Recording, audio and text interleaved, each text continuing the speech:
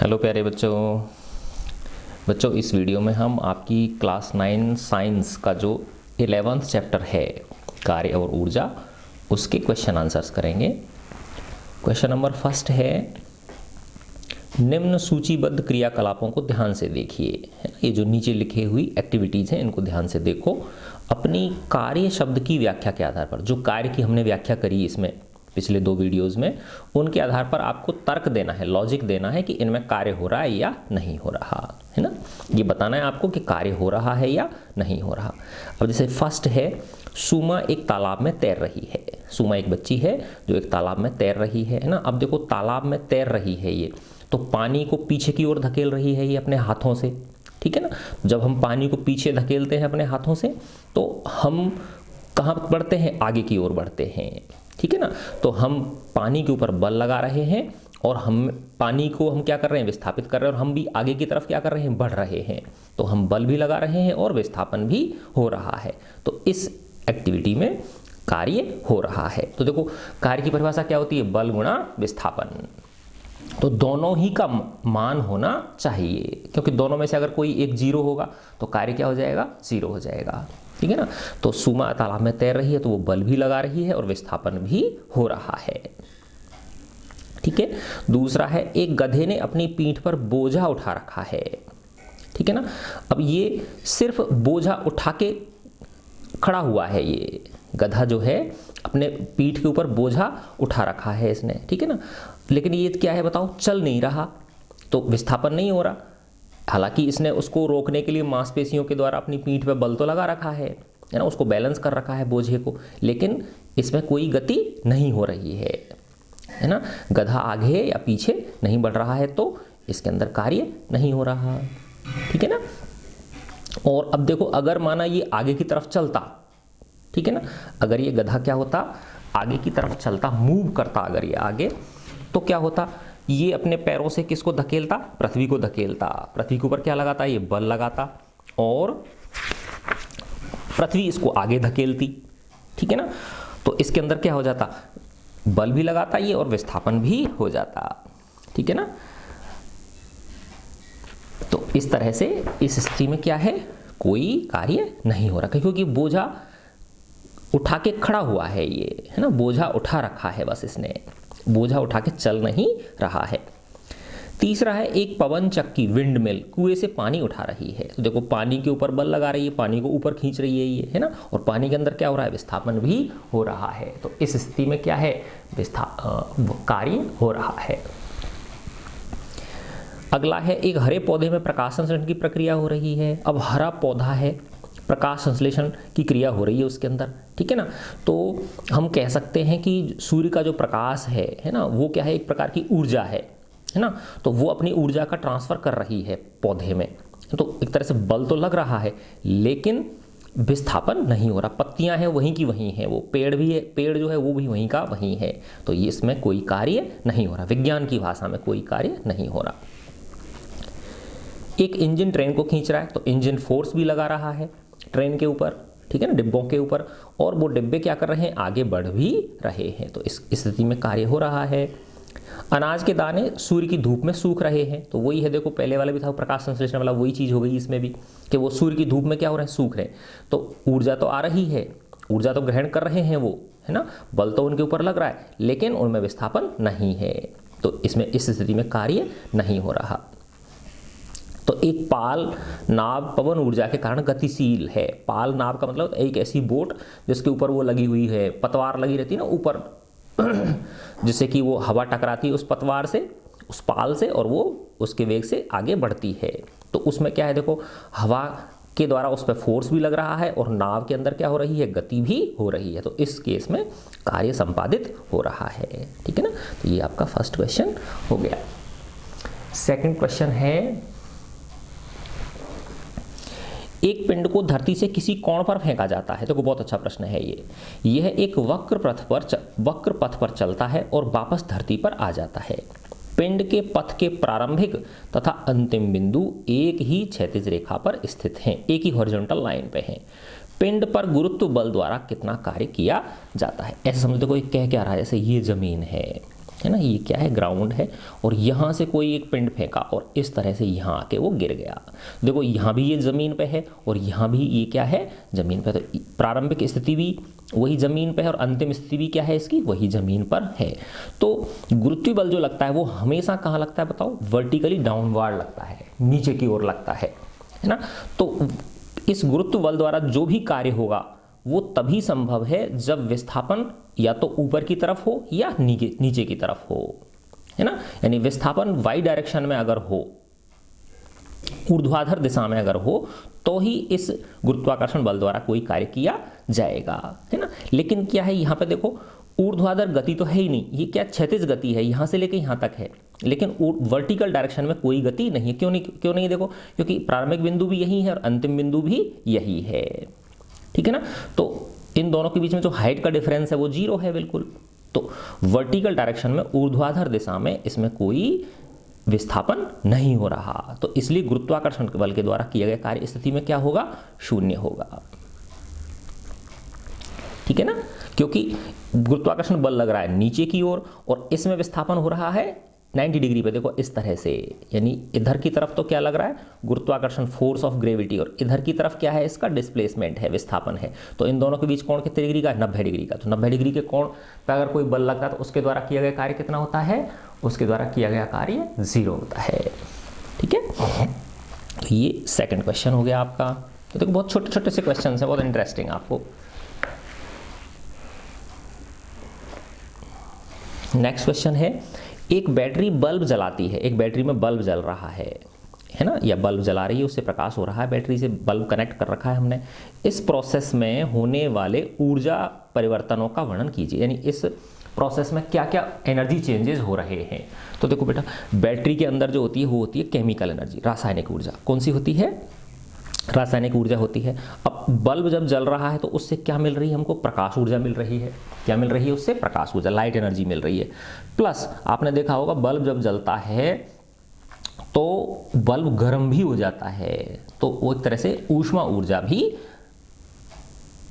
के रूप में भी इस ऊर्जा का रूपांतरण हो रहा है। तो ये इस केस में, थर्ड केस में, तीसरे प्रश्न के केस में रासायनिक ऊर्जा जो है, केमिकल एनर्जी है ना, केमिकल एनर्जी किस किस में चेंज हो रही है, ये चेंज हो रही है लाइट एनर्जी, प्रकाश ऊर्जा, प्लस हीट एनर्जी। इन दो चीजों में इसका रूपांतरण हो रहा है, ठीक है। अच्छा, अब देखो 20 किलोग्राम द्रव्यमान पर लगने वाला कोई बल इसके वेग को 5 मीटर पर सेकंड से 2 मीटर पर सेकंड में परिवर्तित कर देता है। तो 20 किलोग्राम द्रव्यमान का कोई वस्तु है, उस पर एक बल लग रहा है, जो पहले वेग इसका 5 मीटर पर सेकंड है और उसके बाद वेग कितना हो गया, 2 मीटर पर सेकंड। इसका मतलब वेग घट रहा है। तो क्या मतलब हुआ इसका, कि जो बल है वो गति की दिशा के विपरीत लग रहा है। बल द्वारा किए गए कार्य का परिकलन कीजिए, तो कितना कार्य कर रहा है। तो देखो बेटा, इसकी जो प्रारंभिक गतिज ऊर्जा है और इसकी अंतिम गतिज ऊर्जा है, तो अंतिम गतिज ऊर्जा में से प्रारंभिक गतिज ऊर्जा को हम घटा देंगे, तो वो गतिज ऊर्जा में जो परिवर्तन आएगा वही क्या होगा, इसके किए गए कार्य के बराबर होगा, है ना। तो देखो इसमें क्या सूत्र लगाएंगे, 1/2 mv², ठीक है ना। तो प्रारंभिक गतिज ऊर्जा कितनी है, 1/2 गुणा m कितना है 20 और गुणा 5², ये u है ना, और v क्या है इसका 5 है। तो जो परिवर्तन आया वो कितना आया, 1/2 m v² माइनस u², है ना। 1/2 mv² में से 1/2 mu² क्या कर दोगे आप, घटा दोगे, ठीक है। तो 1/2 द्रव्यमान कितना है 20 और ये हो गया वेग कितना है इसका 2 का वर्ग माइनस 5 का वर्ग, तो 10 हो गया। 10 गुणा 2 का वर्ग कितना हो गया 4 और ये कितना हो गया 25। तो ये माइनस के 21 गुणा करोगे तो माइनस के 210 जूल। ऋणात्मक क्यों आ रहा है, क्योंकि गति के विपरीत दिशा में कार्य किया जा रहा है। तो ये अवमंदक बल है, रिटार्डिंग फोर्स लगाना पड़ रहा है। 5वां प्रश्न है, 10 किलोग्राम द्रव्यमान का एक पिंड मेज पर ए बिंदु पर रखा है, ठीक है। इसे बी बिंदु तक लाया जाता है यदि ए और तथा बी को मिलाने वाली रेखा क्षैतिज है, यानी हॉरिजॉन्टल लाइन है, इस तरह से है, ठीक है ना। ये यहाँ पे ए बिंदु है और यहाँ पे ये बी बिंदु है। इस जगह से और इस जगह पे लाया जा रहा है क्षैतिज दिशा में। तो पिंड पर गुरुत्व बल द्वारा किया गया कार्य कितना होगा? देखो ऐसा प्रश्न पहले भी आ चुका है ना।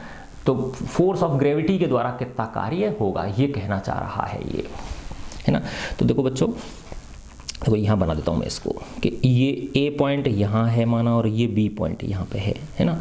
अब इस जगह से इस जगह, और एम चाहे कितना भी है उसका, एम कह रहा है ये 10 किलोग्राम है पिंड का, लेकिन जो फोर्स ऑफ ग्रेविटी है वो हमेशा कहाँ लगेगा? वर्टिकली डाउनवार्ड लगेगा, ऊर्ध्वाधर नीचे की ओर लगेगा, है ना। और विस्थापन कैसे हो रहा है? इस डायरेक्शन में हो रहा है। तो ऐसे हो गया कि नहीं हो गया, है ना। तो इन दोनों के बीच कोण कितने डिग्री का हो गया? 90 डिग्री का हो गया।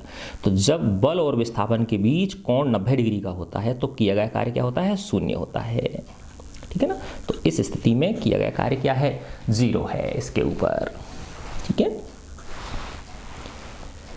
6 प्रश्न है, छठा क्वेश्चन, मुक्त रूप से गिरते हुए पिंड की स्थितिज ऊर्जा लगातार कम होती जा रही है ना। जब ऊपर से कोई पिंड गिरता है ऐसे यूं, है ना, माना ये जमीन है और माना हमने यहाँ से इस पिंड को क्या किया?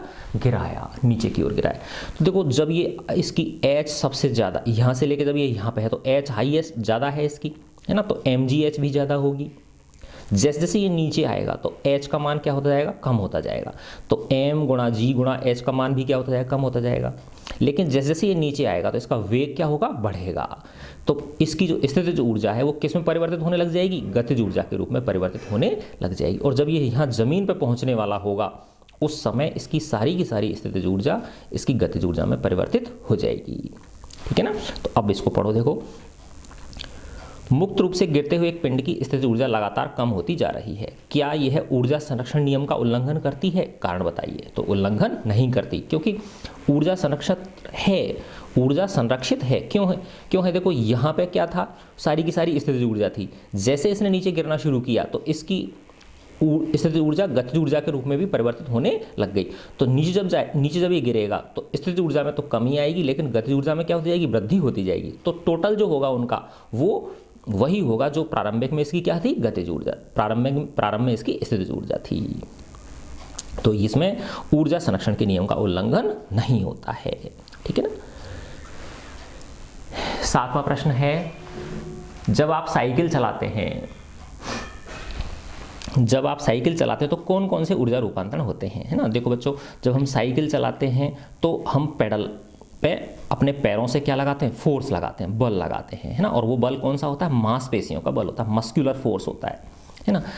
अब मस्कुलर फोर्स जब मैं पेडल पे लगाऊंगा, ठीक है ना, तो पहिए जो हैं वो जमीन को क्या करेंगे? पीछे की ओर धकेलेंगे। जमीन को जब पीछे की ओर धकेलेंगे तो जमीन साइकिल को आगे की ओर धकेलेगी, तो साइकिल क्या होगी? आगे की ओर बढ़ेगी, ठीक है ना। तो हमारी जो मांसपेशियों की जो ऊर्जा है वो साइकिल में क्या ला रही है? गतिज ऊर्जा ला रही है। साइकिल के अंदर क्या ला रही है? गतिज ऊर्जा ला रही है, ठीक है। तो हमारी मांसपेशियों की ऊर्जा का एक तो साइकिल की गतिज ऊर्जा के रूप में रूपांतरण हो रहा है, प्लस कि जब हम चलाते हैं साइकिल को तो उसके अंदर जो है ना चेन चलती है ना, तो आवाज़ होती कि नहीं होती है। तो थोड़ी सी जो हमारी ऊर्जा है वो किसके में परिवर्तित हो रही है? ध्वनि ऊर्जा के रूप में भी परिवर्तित हो रही है, क्योंकि जब साइकिल चलती है तो कुछ ना कुछ क्या होती है? आवाज़ होती है ना। कुछ तो उसके जो पार्ट्स होते हैं साइकिल के उनकी होती है, कुछ ज़मीन को धकेलती है वो, ठीक है ना। प्लस क्या है देखो कि कुछ ज़मीन को वो धकेलेगी तो ज़मीन के ऊपर क्या लगेगा? फोर्स लगेगा। तो हो सकता है ज़मीन के कण जो है वो क्या हो जाए? थोड़े से गर्म हो जाएं, क्योंकि उसने ऊर्जा दी कि नहीं दी, उसको रगड़ हो रही है। तो देखा ना आप, जब दो चीज़ों को दोनों हाथों को आप आपस में रगड़ते हो आप, तो गर्म हो जाते हैं नहीं हो जाते हैं? तो ऐसा समझो कि चाहे भले ही थोड़ी सी मात्रा में ही गर्म होगी ज़मीन, लेकिन होगी सही वो, ठीक है ना। तो व्यक्ति की जो मांसपेशीय ऊर्जा है, मस्कुलर जो एनर्जी है, वो साइकिल की गतिज ऊर्जा प्लस ध्वनि ऊर्जा प्लस थोड़ी सी जमीन के अंदर ऊष्मा ऊर्जा के रूप में रूपांतरित हो जाएगी, ठीक है। नेक्स्ट क्वेश्चन है 8वां, जब आप अपनी सारी शक्ति लगाकर एक बड़ी चट्टान को धकेलना चाहते हैं। देखो इतने बड़े इंटरेस्टिंग क्वेश्चन है ना, बड़े अच्छे इसमें है ना। जब आप अपनी सारी शक्ति लगाकर एक बड़ी चट्टान को धकेलना चाहते हैं और इसे हिलाने में असफल हो जाते हैं, यानी आप धक्का तो दे रहे हो उसको लेकिन हिला नहीं पा रहे आप, वो ऐसे के ऐसे ही है, तो क्या इस अवस्था में ऊर्जा का स्थानांतरण होता है? आपके द्वारा व्यय की गई ऊर्जा कहाँ चली जाती है? देखो बड़ा इंटरेस्टिंग क्वेश्चन है। अब आपने किसको धकेल रहे हो आप? चट्टान को। चट्टान बहुत भारी है, चट्टान टस से मस नहीं हो रही, खिसक नहीं रही बिल्कुल ही आपके, है ना। तो इसका मतलब क्या हुआ? आप चट्टान के ऊपर कोई कार्य नहीं कर रहे, ठीक है। अच्छा, लेकिन आप थक जाते हो, नहीं थक जाते हो? लगातार धकेलते जा रहे हो उसको, धकेलते जा रहे हो, आपके हाथों में दर्द होने लग जाएगा, है ना, और आप थकान महसूस करोगे। इसका मतलब आपकी ऊर्जा में कमी आई, इसका मतलब आपने कहीं ना कहीं ऊर्जा व्यय करी। अब वो ऊर्जा गई कहाँ, ये देखना है हमको, है ना। तो अब आप देखो कि चट्टान तो नहीं धकेली गई, ठीक है ना। चट्टान के जो कण थे वो तो पिचके नहीं आपसे, ना तो वो दबे ना ही वो खिसके, ठीक है ना। तो उसके ऊपर तो कार्य जो है ना, आप ऊर्जा नहीं दे पाए, अपनी ऊर्जा को चट्टान को तो ट्रांसफर नहीं कर पाए। लेकिन आप देखो, जब आप धकेल रहे हो तो आप अपने पैरों को जमीन के विरुद्ध थोड़ा सा अड़ाते हो ना, जमीन पे अड़ा के तभी तो धक्का मार पाते हो। तो आप लगा रहे हो किसके ऊपर? फोर्स, चट्टान के ऊपर, और चट्टान वापस उतना ही फोर्स किस पे लगा रही है? आपके पैरों पे लगा रही है। और आपके पैर कहाँ टिके हुए हैं? जमीन पे टिके हुए हैं, है ना, जमीन से रुके हुए हैं वो, है ना, जमीन पे पकड़ बनाए हुए हैं। तो वही वापस ऊर्जा किस में ट्रांसफर हो रही है? जमीन में ट्रांसफर हो रही है ना। तो आप अपनी जो मांसपेशियों की जो ऊर्जा है वो अपने वापस पैरों के माध्यम से किसको दे रहे हो? जमीन को दे रहे हो, भूमि को दे रहे हो, है ना। तो जहां पे आपके पैर टिके हुए हैं, है ना, वहां जमीन में क्या हो जाएगा? अगर जमीन लूज है तो थोड़ा सा गड्ढा पड़ जाएगा, ठीक है ना। और थोड़ी सी क्या हो सकती है? उस जगह पे जो मिट्टी है वो गर्म हो सकती है ना, क्योंकि रगड़ खाएगी ही नहीं खाएगी आपके पैरों से।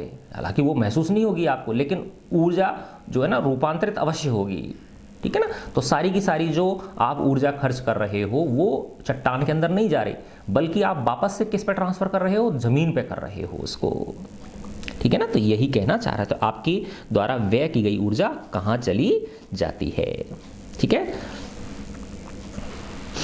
किसी घर में एक महीने में ऊर्जा की 250 यूनिटें व्यय हुई, है ना। अब ये कह रहा है कि एक घर में 250 यूनिट खर्च हो गई, यह ऊर्जा जूल में कितनी होगी, है ना। तो देखो आपको पता है बच्चों कि एक यूनिट जो होती है, एक यूनिट होती है, इसको 1 kWh बोलते हैं हम, है ना। तो 1 kW गुणा 1H, 1 kW into 1H। 1 kilowatt का मतलब होता है 1000 वाट, है ना। और 1 घंटे के 60 तो मिनट हो गए, और 60 ही क्या हो गए? सेकंड्स हो गए। तो ये सेकंड्स बना लिए, है ना। तो देखो अब इसको जब गुणा करोगे 6 छंगा 36, और 1 2 और 3 5, तो इसके आगे 5 0, तो ये वाट सेकंड आ गया। क्या आ गया? Watt second. तो ये आ गया 36 के आगे 5 0, और वाट सेकंड को हम जूल बोलते हैं। तो ये आ गया 1 यूनिट। तो 1 यूनिट बराबर क्या होता है? इकाई, दहाई, सैकड़ा, हजार, 10,000, लाख, 36 लाख जूल के बराबर होता है। या यहाँ दशमलव अगर लगा देते तो 3.6 गुणा 10 की घात 5 जूल होता है ना। अब ये कह रहा है 250 यूनिट व्यय हुई है, तो इसको वापस से किससे गुणा कर दो? 1 यूनिट बराबर तो 36 लाख जूल होते हैं, तो 250 यूनिट बराबर कितना होगा? 250 से और गुणा कर दो इसको, है ना। तो 250 यूनिट्स बराबर क्या हो जाएगा? 250 गुणा 36 के आगे 5 0, ठीक है ना। इसको आप कैलकुलेट कर लेना, इतने जूल्स ऊर्जा आ जाएगी, ठीक है। नेक्स्ट क्वेश्चन है 10वां। 40 किलोग्राम द्रव्यमान का एक पिंड धरती से 5 मीटर की ऊंचाई तक उठाया जाता है। इसको हम धरती से 5 मीटर ऊंचा उठा रहे हैं।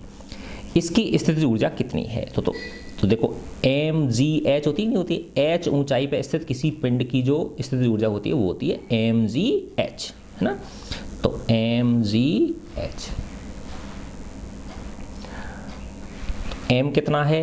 40 किलोग्राम, g इसने कह रहा है 10 मान लो इसको, ये ना 10 मीटर पर सेकंड स्क्वायर, और h कितना है? 5 मीटर। तो देखो 4 पंजे 20, 20 के आगे 2 जीरो, तो 2000 जूल हो गई इसकी। कितनी स्थितिज ऊर्जा हो गई? 2000 जूल, ठीक है ना। यदि पिंड को मुक्त रूप से गिरने दिया जाए, अब इसको फ्री फॉल हो रहा है, बिल्कुल छोड़ दिया ऊपर से जस्ट, है ना, तो फ्री फॉल हो रहा है, मुक्त पतन हो रहा है इसका। तो जब पिंड आधे रास्ते पर होता है उस समय इसकी गतिज ऊर्जा का परिकलन कीजिए, है ना। अब जब ये आधे रास्ते पे है उस समय क्या होगा, इसकी गतिज ऊर्जा जो है वो बढ़ जाएगी और स्थितिज ऊर्जा क्या हो जाएगी, कम हो जाएगी। लेकिन होगी कितनी कम, है ना, जस्ट आधी ऊंचाई पे है। तो जब वो पूरी ऊंचाई पे थी तो उसकी ऊर्जा थी गतिज वो स्थितिज ऊर्जा 2000 जूल। अब आधी ऊंचाई पे तो इसकी आधी रह जाएगी स्थितिज ऊर्जा, क्योंकि h उसकी आधी हो गई, 5 की क्या हो गई, आधी यानी 2.5 हो गई। तो 40 गुणा 10 गुणा 2.5 करोगे तो क्या हो जाएगा, 1000 जूल आ जाएगा। तो स्थितिज ऊर्जा तो हुई 1000 जूल। तो बाकी की जो 2000 में से 1000 घटाओगे, जो 1000 जूल आई वो किस में चेंज हो जाएगी, वो गतिज ऊर्जा में हो जाएगी। समझे ना बात, है ना। तो आधे रास्ते पे उसकी गतिज ऊर्जा कितनी होगी, 1000 जूल हो जाएगी। ठीक है ना। कैसे निकाली हमने, टोटल है इसकी 2000 और आधे रास्ते पे कितनी होगी इसकी स्थितिज ऊर्जा 1000। तो जो बची हुई ऊर्जा है वो किसके रूप में हो जाएगी, गतिज ऊर्जा के रूप में हो जाएगी, 1000 जूल। ठीक है। देखो ये बहुत अच्छा प्रश्न है। पृथ्वी के चारों ओर घूमते हुए किसी उपग्रह पर, है ना, कोई सैटेलाइट है जो पृथ्वी के चारों ओर क्या लगा रहा है, परिक्रमा कर लगा रहा है, पर गुरुत्व बल द्वारा कितना कार्य किया जाएगा, अपने उत्तर का तर्क संगत बनाइए। है ना। देखो बहुत अच्छा प्रश्न है ये। ऐसे समझो आप बेटा, देखो कि ये हमारी पृथ्वी है ना, ये पृथ्वी है और इसके चारों ओर ये एक सैटेलाइट चक्कर लगा रहा है ऐसे। ठीक है। तो ये गोल चक्कर लगा रहा है कि नहीं लगा रहा है, पृथ्वी इस पे जो गुरुत्वाकर्षण बल लगा रही है वो इस दिशा में लगा रही है ऐसे, है ना। और इसकी जो गति है वो स्पर्श रेखीय होती है, हमेशा जिस बिंदु पे भी लोगे आप तो ये ऐसे होगी, ऐसे यूं। तो देखो अब ये तो गुरुत्वाकर्षण बल है और ये इसकी क्या है, गति है। तो इन दोनों के बीच कितने डिग्री का कोण है, 90 डिग्री का। ठीक है ना। जब इस पॉइंट पे होगा ये सैटेलाइट तो अर्थ तो इसको इस डायरेक्शन में अट्रैक्ट करेगी और इसकी गति क्या होगी, स्पर्श रेखा इस बिंदु पर खींचोगे तो इधर होगी कि नहीं होगी। तो वापस से वही कितने डिग्री का आ गया, 90 डिग्री का कोण हो गया। ठीक है ना। इस पॉइंट पे ले लो, इस पॉइंट पे आकर्षण तो इधर की तरफ हो रहा है और इसकी जो गति है वो इस तरफ है, तो इसमें भी कितने डिग्री का कोण है, 90 डिग्री का कोण है। तो इसके हर बिंदु पर वृत्ताकार पथ पे जब कोई पिंड गति करता है ना, तो जो अंदर की ओर आकर्षण बल होता है वो, ठीक है ना, और जो उसकी गति होती है स्पर्श रेखीय जो गति होती है, उसके बीच हर कण पर, हर स्थिति पर, हर बिंदु पर कितने डिग्री का कोण होता है, 90 डिग्री का कोण होता है। तो 90 डिग्री का कोण होते ही कार्य क्या हो जाता है, 0 हो जाता है। ठीक है ना। तो गुरुत्व बल द्वारा उस उपग्रह पर कितना कार्य होगा, 0 कार्य किया जाएगा। ठीक है। तो कितना हो गया इसका, 0 हो गया। अच्छा अब देखो 12 प्रश्न है 12वां, क्या किसी पिंड पर लगने वाले किसी बल की अनुपस्थिति में इसका विस्थापन हो सकता है, यानी बल 0 है ना। ये पैसे पहले भी डिस्कस किया था हमने, बल 0 है और विस्थापन हो रहा है, तो क्या ऐसा संभव है, ये पूछना चाह रहा है ये। इस प्रश्न के बारे में अपने मित्रों तथा अध्यापकों से विचार विमर्श कीजिए कि विस्थापन हो रहा है लेकिन बल नहीं लग रहा उसके ऊपर, ऐसा संभव है क्या, ये आपसे पूछना चाह रहा है।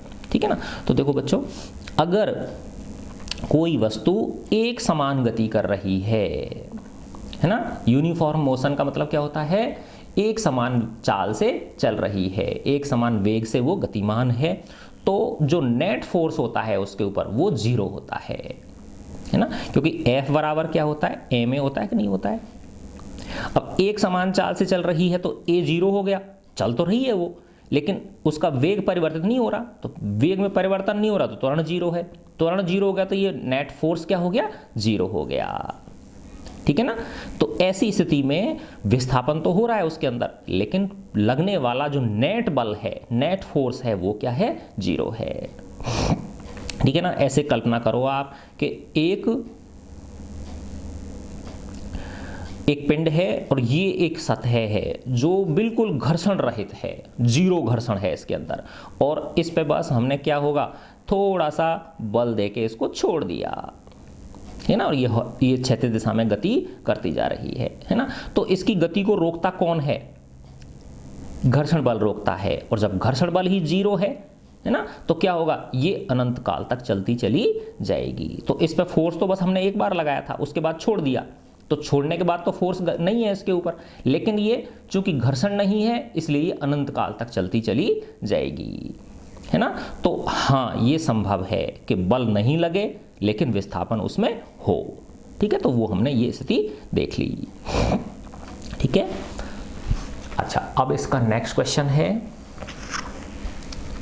कोई मनुष्य भूसे का एक गट्ठर, जो गाय भैंसों के लिए भूसा होता है ना, भूसा खिलाते हैं, चारा जिसको बोलते हैं, ठीक है ना, भूसे का एक गट्ठर को अपने सिर पर 30 मिनट तक रखे रहता है और थक जाता है, क्या उसके द्वारा कुछ कार्य किया या नहीं? क्या उसने कोई कार्य किया? नहीं किया। अपने उत्तर को तर्कसंगत बनाइए। देखो ये पहले बता ही चुका हूँ मैं आपको शुरू के जो वीडियोज़ में, कि उसने अपने सिर पे गट्ठर रख रखा है, ठीक है ना, गट्ठर जो है उसके सिर पे बल लगा रहा है और सिर वापस उतना ही बल किस पे लगा रहा है? गट्ठर पे लगा रहा है। तो फोर्स तो एक दूसरे के ऊपर लगा रहे हैं ये, लेकिन ना तो गट्ठर के अंदर विस्थापन हो रहा, ना ही उस व्यक्ति के अंदर विस्थापन हो रहा, स्थिर है वो, खड़ा हुआ है, तो बल तो लग रहा है लेकिन विस्थापन शून्य है, तो इसलिए किया गया कार्य क्या होगा? शून्य, क्योंकि बल बराबर वो कार्य बराबर क्या होता है? बल गुणा विस्थापन। तो इन दोनों में से अगर कोई सी भी एक चीज जीरो है तो किए गए कार्य का मान क्या होगा? जीरो होगा, ठीक है ना। तो इसके द्वारा कोई कार्य नहीं किया जा रहा। 14 है, एक विद्युत हीटर ऊष्मक की घोषित शक्ति 1500 वाट है, 10 घंटे में यह कितनी ऊर्जा उपयोग करेगा, है ना। तो देखो इसकी किलोवाट निकाल ली मैंने, है ना, कितनी है? देखो एक यूनिट जो होती है, एक यूनिट बराबर होता है 1 किलोवाट इंटू 1 घंटा, ठीक है। अब आप ये जो 1500 वाट है, तो 1500 वाट को जब 1000 से बदल दोगे या भाग दे दोगे तो ये क्या बन गया? किलोवाट बन गया। और ये H कितना है? 10 घंटे, ठीक है ना। तो KWH आ गया कि नहीं आ गया? देखो 2 जीरो से ये 2 जीरो कट गई, 1 जीरो से ये 1 जीरो कट गई, तो 15 गुणा 1 करोगे तो क्या आ जाएगा? 15 KWH। तो 15 यूनिट्स हो गई। तो कितनी ऊर्जा का उपयोग करेगा ये? 15 यूनिट या 15 KWH ऊर्जा का उपयोग करेगा। अब ये कह रहा है, जब हम किसी सरल लोलक को, एक सिंपल पेंडुलम है, सिंपल पेंडुलम के गोलक को, है ना, जो उसकी बॉब होती है, को एक ओर ले जाकर छोड़ते हैं तो यह दोलन करने लगता है ना। जैसे ऐसे समझो, ये रस्सी से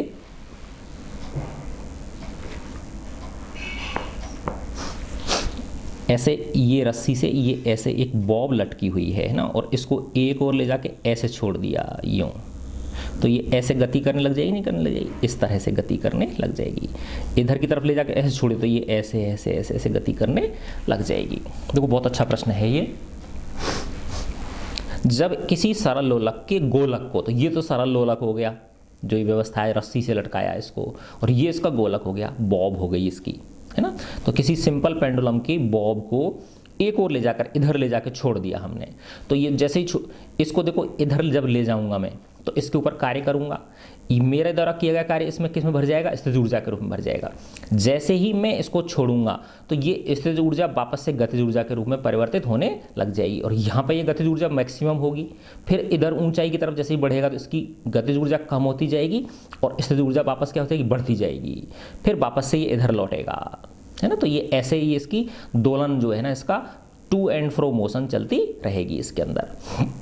लेकिन हमने देखा है कि कुछ समय बाद ये गोलक जो है वो रुक जाता है, दोलन करना क्या कर देता है? बंद कर देता है। यही कहना चाह रहा है ये।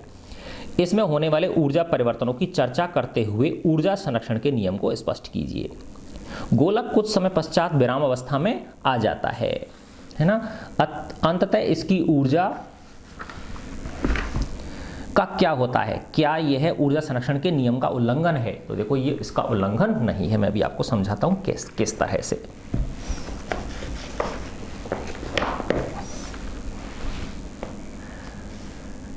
देखो बच्चों कि ये यहां से रस्सी से इस प्रकार लटक रहा है ये, है ना। जैसे ही मैं इसको इधर ले जाऊंगा, इस पर मैंने क्या किया? कार्य किया। तो ये मेरे द्वारा किया गया कार्य इसके अंदर स्थितिज ऊर्जा में भर गया, ठीक है। तो मैंने इसके ऊपर मांसपेशीय बल लगाया, मेरे द्वारा किया गया कार्य इसके अंदर स्थितिज ऊर्जा के रूप में संचित हो गया। जैसे ही मैं इसको छोड़ूंगा यहाँ से तो ये इधर की तरफ गति करना शुरू कर देगा, तो स्थितिज ऊर्जा किस में चेंज होने लग जाएगी? गतिज ऊर्जा में चेंज होने लग जाएगी, है ना। जैसे ही यहाँ ये नीचे वाला जो पॉइंट है इसकी माध्य स्थिति है, जैसे ही यहाँ आएगा ये तो इसकी स्थितिज ऊर्जा तो क्या हो जाएगी? जीरो, और गतिज ऊर्जा क्या हो जाएगी? अधिकतम हो जाएगी। फिर जैसे ही ये इधर की तरफ बढ़ना शुरू करेगा, इसकी स्थितिज ऊर्जा में वृद्धि होने लगेगी और गतिज ऊर्जा में क्या होने लग जाएगी? कम होने। और जैसे ही ये इस हाईएस्ट पॉइंट पे पहुंचेगा तो इसकी गति तो क्या हो जाएगी? जीरो, है ना। वेग तो क्या हो जाएगा इसका 0, क्योंकि यहाँ से फिर लौटना शुरू करेगा ना ये, तो वेग हो जाएगा इसका 0, अर्थात गतिज ऊर्जा हो गई 0 और स्थितिज ऊर्जा क्या हो गई, अधिकतम हो गई। फिर ये इसी प्रकार से ऐसे लौटना शुरू कर देगा।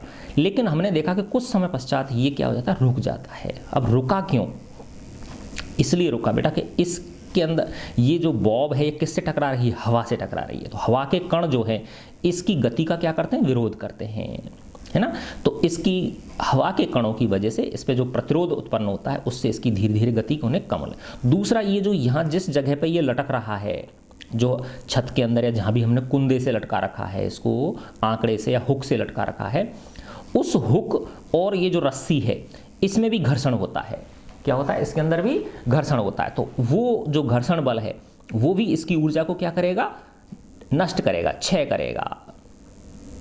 तो मैंने जो इसके ऊपर मांसपेशीय ऊर्जा लगाई है ना, वो गतिज ऊर्जा में परिवर्तित हुई, प्लस इसकी गति कम क्यों हुई, धीरे धीरे जाके अंत में रुकी क्यों, क्योंकि हवा का प्रतिरोध और हवा का जो घर्षण है वो, और ये जो जहाँ पे ये लटक रहा है, उस रस्सी जो लटक रही है उस स्थान के जो कीलक है, इसका कीला जो है या हुक जो है, वहाँ पे जो घर्षण लग रहा है, तो हवा का प्रतिरोध प्लस इसका जो हुक है इसका घर्षण इसकी गति को धीरे धीरे क्या कर देता है, कम करता जाता है, अंत में ये क्या हो जाता है, रुक जाता है। तो ऊर्जा नष्ट नहीं हुई, है ना। इसने अपनी ऊर्जा किसको दे दी, हवा को दे दी। हवा के कणों से क्या हुई, टकराई ये, है ना। तो हवा के अंदर जो कण हैं उन्होंने इसकी ऊर्जा को क्या कर लिया, प्राप्त कर लिया। ऐसे ही यहाँ ये घर्षण हो रहा है तो इसने ये अपनी ऊर्जा किसको दे दी, इस हुक को दे दी। तो इस तरह से ऊर्जा संरक्षण का नियम कभी भी गलत सिद्ध नहीं होता, ठीक है ना।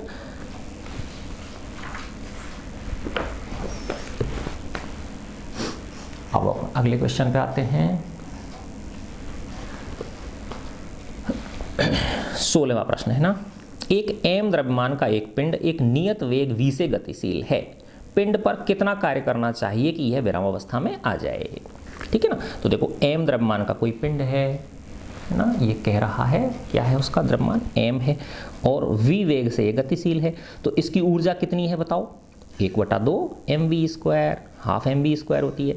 अब इसको आपको रोकना है, विरामावस्था में लाना है, तो जितनी इसके अंदर ऊर्जा है उसको जीरो करना पड़ेगा, नहीं करना पड़ेगा। तो आपको कितना कार्य करना पड़ेगा, इस गतिज ऊर्जा के बराबर कार्य आपको करना पड़ेगा विपरीत दिशा में, ताकि ये क्या आ जाए, विरामावस्था में आ जाए, ठीक है। अगला क्वेश्चन देखो, 1500 किलोग्राम द्रव्यमान की कार को 60 किलोमीटर पर आवर के वेग से चल रही है, जो 60 किलोमीटर पर आवर के वेग से चल रही है, रोकने के लिए किए गए कार्य का परिकलन कीजिए। वही सेम उसी तरह का ही प्रश्न है, सेम बिल्कुल ऊपर वाला जैसा है। इसको कितना कार्य आपको करना पड़ेगा, ठीक है। देखो मैं इसको आपको सॉल्व करके दिखा देता हूँ।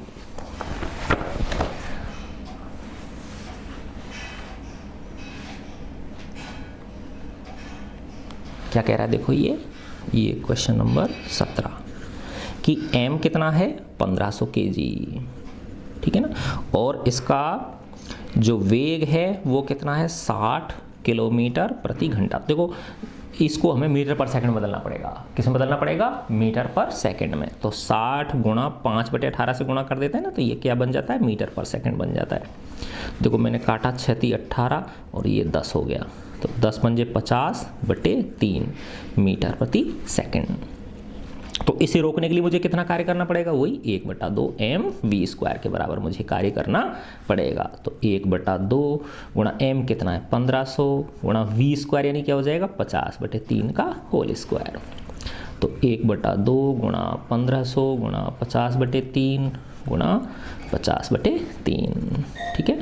तो देखो इससे ये किया तो 750 आ गया, 750 गुणा, इसको कटेगा कुछ है, हाँ ये और 3 से कट जाएगा, एक बार और कट जाएगा, ये 50/3 गुणा 50/3।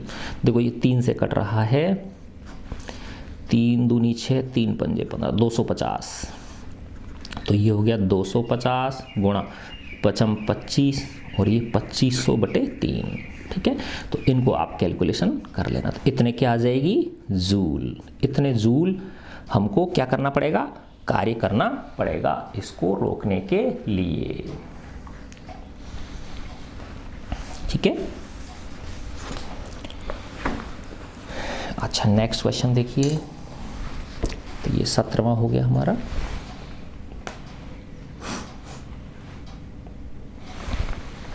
निम्न में से प्रत्येक स्थिति में m द्रव्यमान के एक पिंड पर, देखो ये m द्रव्यमान का ये 3 स्थिति दिखा रखी है इसकी, है ना, कि एक पिंड पर F बल लग रहा है ना, इस पर F फोर्स लग रहा है। विस्थापन की दिशा पश्चिम से पूर्व की ओर है ना, देखो इधर की तरफ पश्चिम होता है, इधर की तरफ पूर्व होता है, इधर विस्थापन हो रहा है तीनों ही स्थितियों में, है ना। विस्थापन की डायरेक्शन कौन सी है, ये वाली, और जो एक लंबे तीर से प्रदर्शित की, तो ये लंबा तीर जो है ये किसको दर्शा रहा है, विस्थापन को दर्शा रहा है। चित्रों को ध्यानपूर्वक देखिए और बताइए कि किया गया कार्य ऋणात्मक है, धनात्मक है या शून्य है, तीनों स्थिति में बताना है हमको। अब देखो इस केस में देखो बेटा, विस्थापन इस दिशा में है और फोर्स इस डायरेक्शन में, तो 90 डिग्री का कोण हो गया कि नहीं हो गया, तो इस केस में W क्या हो गया, 0 हो गया। ठीक है, इस केस में देखो आप, विस्थापन इसी दिशा में है ना, और बल भी इसी दिशा में लग रहा है, सेम दिशा होगी, नहीं होगी, विस्थापन और बल की सेम दिशा होगी, तो जो W होगा वो क्या होगा, धनात्मक होगा, पॉजिटिव होगा। इस केस में देखो आप, विस्थापन जो है वो इधर क्या है, पश्चिम से पूर्व की ओर है, और जो बल है वो इधर लग रहा है, पूर्व से पश्चिम की ओर लग रहा है, तो नेगेटिव यानी विपरीत दिशा में होगी कि नहीं हो गई, ये विस्थापन की दिशा और बल की दिशा क्या हो गई, विपरीत हो गई।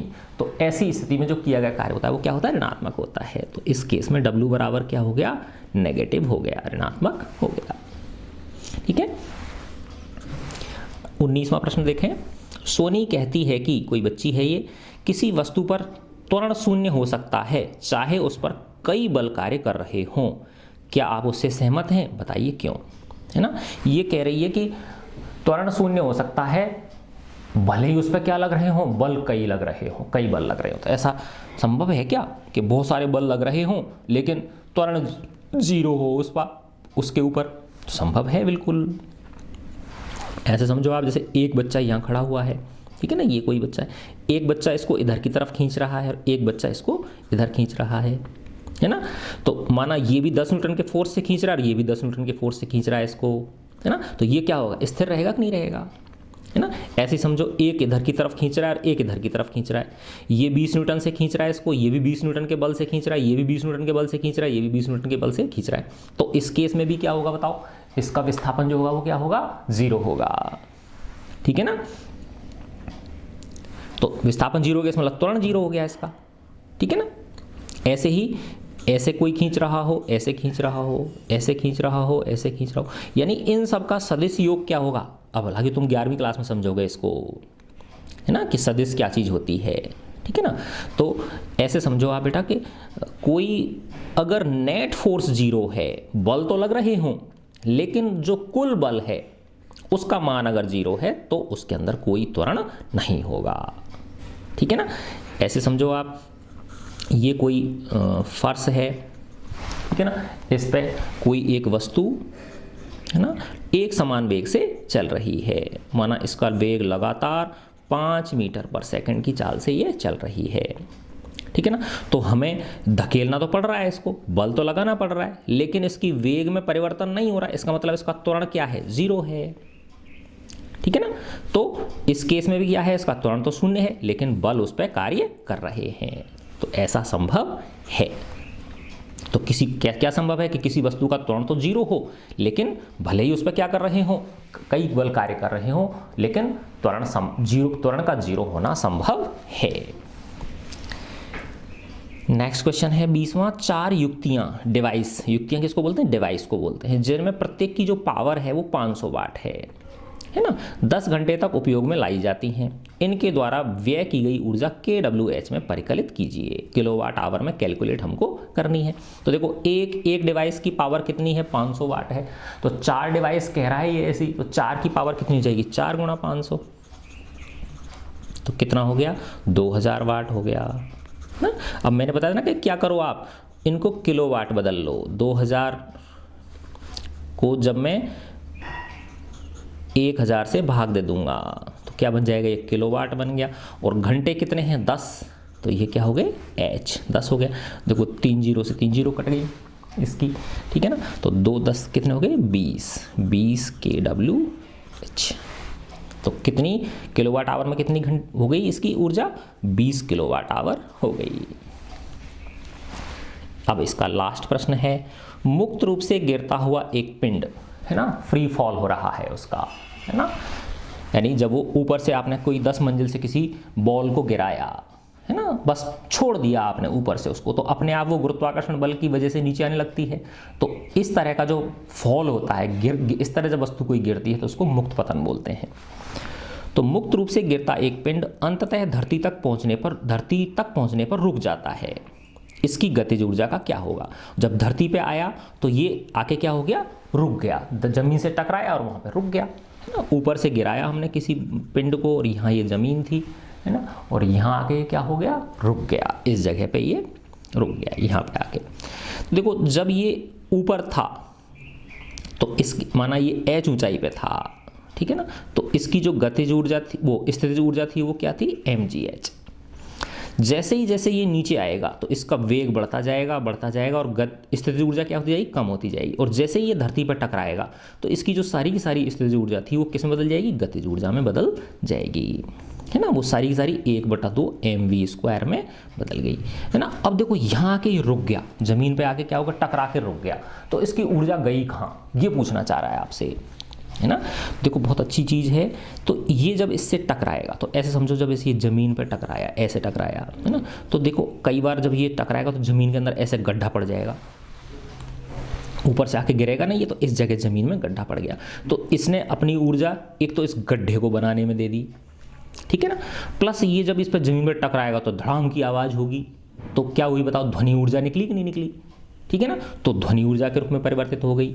प्लस इस जगह पे, है ना, जो ज़मीन होगी, जो ज़मीन के कण होंगे, जो रेत के कण होंगे, वो गर्म हो जाएंगे, क्या हो जाएंगे, गर्म हो जाएंगे। अब देखो तुम कहोगे सर ऐसा लगता नहीं, बेटा लगेगा नहीं आपको, समझ गए ना बात। जैसे देखा ना आप, जैसे ही थोड़ा सा हथेली को 3-4 बार रगड़ते हो तो हथेलियाँ गर्म हो जाती कि नहीं हो जाती हैं, तो वही समझो आपके ऊपर से जब आप पत्थर को गिरा रहे हो, है ना, तो अवश्य क्या होगा, जो नीचे ज़मीन के जो कण होंगे वो थोड़े गर्म हो जाएंगे। हालांकि उनको नापना संभव नहीं है कि कितना ऊर्जा में कितना चेंज आया, कितनी जो हीट है उनकी वो बढ़ी, लेकिन बढ़ेगी जरूर, वो कुछ ना कुछ उसमें परिवर्तन जरूर आएगा, ठीक है ना। तो जो स्थितिज ऊर्जा थी रास्ते में जब वो गिर रही है तो किस में बढ़ती जा रही है, वो गतिज ऊर्जा के रूप में बढ़ती जा रही है, और जैसे ही वो ज़मीन पर टकराएगा तो सारी की सारी स्थितिज ऊर्जा जो थी वो किस में बदली, गतिज ऊर्जा में। अब चूंकि गतिज ऊर्जा भी क्या हो गई, जीरो हो गई, क्योंकि ये रुक गया, आके धरती पर क्या हो गया, रुक गया, तो सारी की सारी गतिज ऊर्जा भी जीरो हो गई। तो इसका मतलब अब जो ऊर्जा है, वो गतिज ऊर्जा है, वो किस में परिवर्तित हुई, तो वो गतिज ऊर्जा किस में परिवर्तित हुई, इस जमीन के अंदर डिप्रेशन पैदा करने में, डिप्रेशन हो गया ना ऐसे गड्ढा बनने में, है ना, दूसरा ध्वनि पैदा करने में, तीसरा इसके कणों को ऊष्मा ऊर्जा देने में, ठीक है ना। तो इस प्रकार से इसकी ऊर्जा का क्या होता है, रूपांतरण होता है, ठीक है बच्चों। तो मैं आशा करता हूँ आपने इनको एंजॉय किया होगा, ठीक है बच्चों। God bless you all.